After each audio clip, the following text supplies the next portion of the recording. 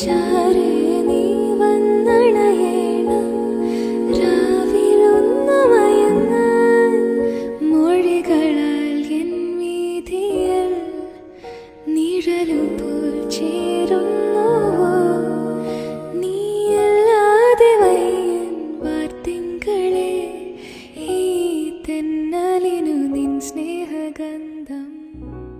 ഹേയോ, ഞാനിപ്പോൾ കുറേ ആയി ഒരു ലോങ് വീഡിയോ അല്ലെങ്കിൽ ഒരു day in my life upload ചെയ്തിട്ട്. ഈവൻ ഈ വീഡിയോയിൽ ഷൂട്ട് ചെയ്ത് വെച്ചിട്ട് കുറേ ആയി, ഇപ്പോഴാണ് അപ്ലോഡ് ചെയ്യുന്നത്. പലർക്കും അറിയായിരിക്കും, അല്ലാത്തവർക്ക് വേണ്ടിയിട്ട് പറയാം. ഞാനിപ്പോൾ കറന്റ് കൊച്ചിയിലാണുള്ളത്. അവിടെ എന്താ പരിപാടി എന്ന് വെച്ചാൽ പൈലറ്റ് ട്രെയിനിങ്ങിന്റെ ഗ്രൗണ്ട് ക്ലാസ് ആണ് ഇപ്പോൾ ചെയ്യുന്നത്. ഇന്നൊരു സൺഡേ ഓഫ് ഡേ ആണ്. കുറേ നാളുകൾക്ക് ശേഷമാണ് കുറേ സമയം ഉറങ്ങാൻ പറ്റിയത്. അതുകൊണ്ട് എണീച്ചപ്പോൾ ഏകദേശം ഒരു 12 മണി ആയിട്ടുണ്ട്. നേരെ പോയിട്ടൊരു കോഫി അങ്ങ് ഉണ്ടാക്കി. വീട്ടിലാണെങ്കിൽ ചായ പോലും ആക്കേണ്ട കാര്യമില്ല, ഓൾറെഡി അതൊക്കെ സെറ്റ് ആയിരിക്കും. ഇവിടെ വന്നിട്ട് ആദ്യത്തെ ദിവസമൊക്കെ ഞാൻ ചായ ഉണ്ടാക്കാറുണ്ട്, പിന്നെ ആക്കേണ്ട മടിക്ക് ഞാൻ ചായ ഉണ്ടാക്കൽ അങ്ങ് നിർത്തി. ഇന്ന് സൺഡേ ആയതുകൊണ്ട് ബ്രേക്ക്ഫാസ്റ്റ് കട്ട്, അതുകൊണ്ട് കോഫിയിൽ ഒതുക്കാം. ഞാൻ എപ്പോഴും ഫുഡ് ഉണ്ടാക്കുമ്പോൾ ഡിന്നറിന് കുറച്ച് അധികമാക്കും, എന്നിട്ട് അതെന്നെ ലഞ്ചിന് കൊടുക്കും. അല്ലാണ്ട് ക്ലാസ് ഒക്കെ കഴിഞ്ഞ് വന്നിട്ട് ഫുഡ് പ്രിപ്പയർ ചെയ്യാന്ന് പറയുന്നത് എന്നെ കൊണ്ട് പറ്റൂല. പിന്നെ പുറത്തുനിന്ന് വാങ്ങിക്കാന്ന് വെച്ചാൽ ഫുഡിന്റെ ടേസ്റ്റിന്റെ കാര്യത്തിൽ കോംപ്രമൈസ് ചെയ്യാൻ എന്നെ കൊണ്ട് പറ്റുകയില്ല. അതുകൊണ്ട് കുറച്ചധികം കഷ്ടപ്പെട്ടാലും സാരില്ല, കഴിക്കുമ്പോൾ എനിക്ക് മര്യാദ കഴിക്കണം. അപ്പൊ പിന്നെ നല്ലത് സെൽഫ് കുക്കിംഗ് തന്നെയാ.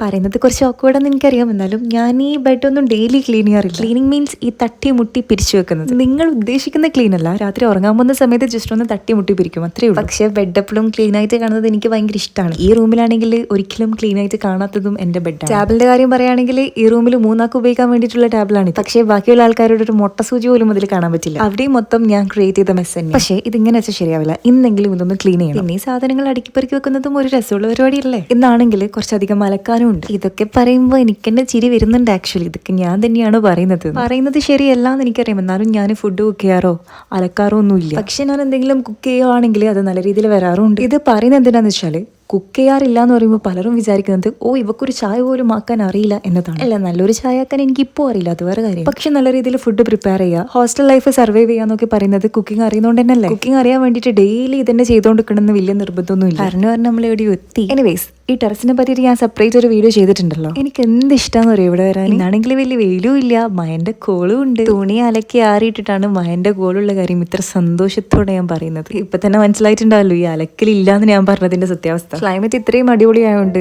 ഇന്നത്തെ ഫുഡ് പോലും ഞാൻ ഇവിടുന്ന് അയച്ചത്.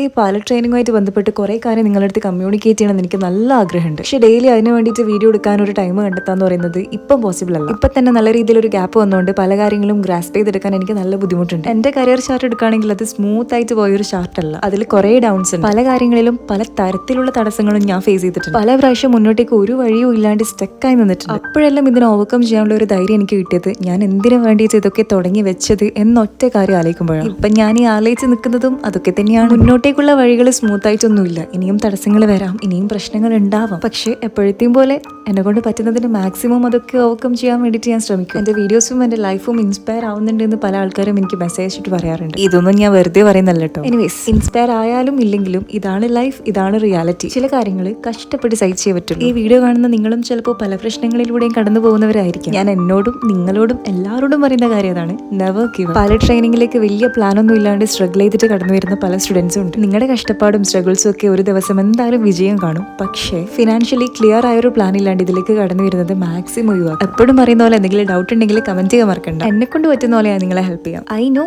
ഈ വീഡിയോക്ക് വലിയ എൻഡിങ് ഒന്നും ഇല്ലാന്ന്, പക്ഷെ തൽക്കാലം ഞാൻ ഇവിടെ വെച്ച് നിർത്തുന്നു. അപ്പൊ ശരി, ബൈ.